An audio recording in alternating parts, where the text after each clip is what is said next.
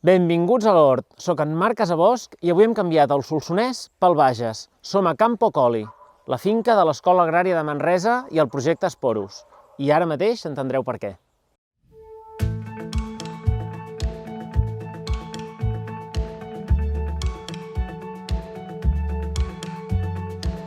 Ja sabeu que quan parlem d'hort sempre en parlem des de la perspectiva agroecològica i precisament per això s'escau molt que haguem vingut a la finca de Campo Colli, que justament és pionera en l'ensenyament de l'agroecologia des de fa dècades. La idea d'avui és, d'una banda, parlar de les varietats tradicionals, de les varietats antigues, d'aquells vegetals que convé cultivar per preservar la biodiversitat i, sobretot, per preservar els recursos, perquè també són les més ben adaptades al medi.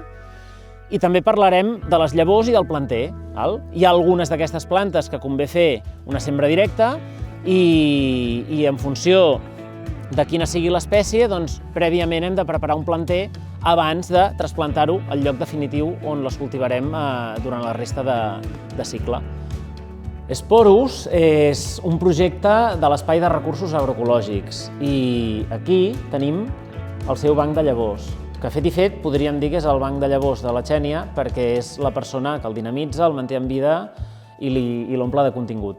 Aquí dins hi trobem més de 400 varietats de plantes d'horta i cultius herbacis d'agricultura extensiva. Varietats locals, el que dèiem, locals, tradicionals, antigues, varietats adaptades al territori, algunes d'elles que s'han perdut. Penso molt, per exemple, en l'albergínia blanca, i que amb tasques d'aquest tipus el que fem és intentar promoure la conservació i el consum, una altra vegada, de plantes que abans havien estat àmpliament cultivades. Ara el que farem és mirar quines llavors podem agafar i anar-nos a plantejar com fem la sembra i a preparar un planter perquè surti reeixit i tinguem unes collites exitoses.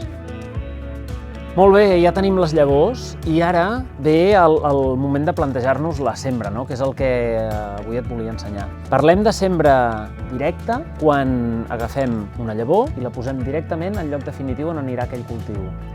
Parlem de fer planter directament al terra quan el que fem és sembrar les llavors al terra, però no en el lloc definitiu, sinó que fem una sembra molt densa, amb moltes llavors juntes, que després, una vegada sigui el moment de trasplantar, el que farem és posar-les al seu lloc definitiu, o parlem de fer planter, allò que tothom té al cap com a planter, que és quan agafem safates de cultiu i dins de cada forat, que en diem alvèols, hi pretenem fer una planta.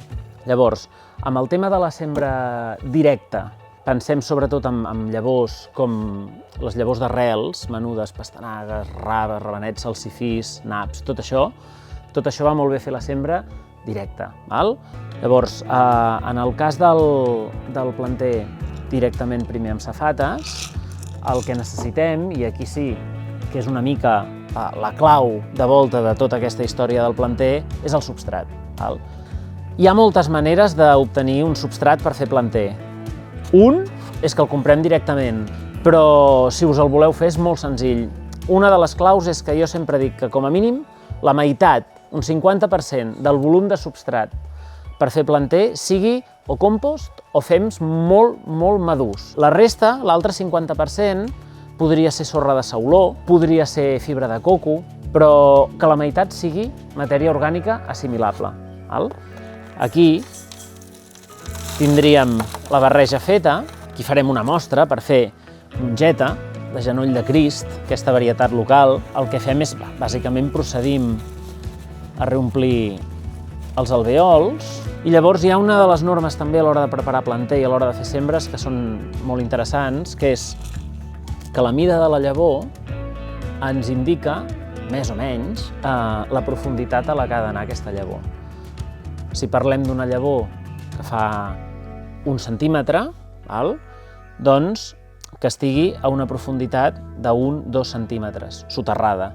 Quan parlem de llavors, i això és molt important, per llavors molt, molt, molt menudes, com poden ser les llavors de pastanaga, les llavors d'enciam, les llavors de ruca, de canonges, són llavors que han d'anar molt superficials. Si les soterrem gaire, difícilment germinaran, o com a mínim les que germinin seran realment les que estan més a la superfície.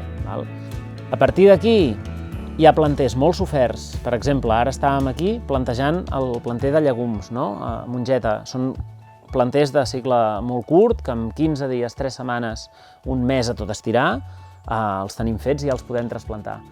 Hi ha planters que són una miqueta més laboriosos pel temps que passa entre que fem la sembra i fem el trasplantament. Se m'acut, per exemple, tot el que són solanàcies, tomàquets, albergínies, pebrots. Els costa molt de germinar i creixen molt lentament. I això fa que si hem de prioritzar potser siguin els cultius més idonis per comprar directament el planter a un viverista. I res, una vegada tenim, en aquest cas la mongeta, les llavors ja trasplantades, feta la sembra, procurar humitat constant. Sempre diem, humitat constant no vol dir estar empapats i saturat d'aigua, simplement vol dir que el substrat es mantingui humit. És millor menys aigua, menys humitat, però més sovint, perquè sempre hi hagi una humitat equilibrada en tot el període de temps que durarà el procés de creixement. Aquí tenim l'exemple, seguint el fil d'abans, de les mongetes. Aquí tenim mongetes, mongeta tendra de la Pobla de Lillet, sembrada fa 10 dies i encara li manquen uns 10-15 dies més abans de poder ser trasplantades al lloc definitiu. També l'exemple dels pebrots, l'exemple dels pebrots i les albergínies, que veiem que són plantes que, tot i que ja fa molts dies que estan sembrades, el seu creixement és molt lent. La família de les solanàcies, per norma general, sobretot pebrot i albergínia, té un creixement molt lent, i l'albergínia blanca, que també va fent i fins que les condicions a l'exterior no permeten un trasplantament segur, que això vol dir que el risc de glaçades és nul, doncs no els posarem al seu lloc definitiu. I aquí, en aquestes 4 fileres de cultiu, un exemple perfecte per il·lustrar el que seria un planter, però que el fem no en safates de cultiu, no en recipients, sinó directament al terra. Aquí tenim cebes, i aquestes cebes, una vegada estiguin més desenvolupades, les trasplantarem al seu lloc definitiu. Però el planter el fem així. Això és una fórmula de fer planter que ens funciona tant per les cebes, com pels porros, com per la majoria de plantes de l'hort de tardor-hivern, bròquils, coliflors, bròcolis, etc. És fàcil, és menys intensiu que el que requereix un planter amb safates, perquè el planter amb safates la humitat s'evapora molt més fàcilment, i molt pràctic. Molt bé, doncs els 2 últims consells que vindrien a ser: 1. La importància de cultivar varietats locals, varietats antigues.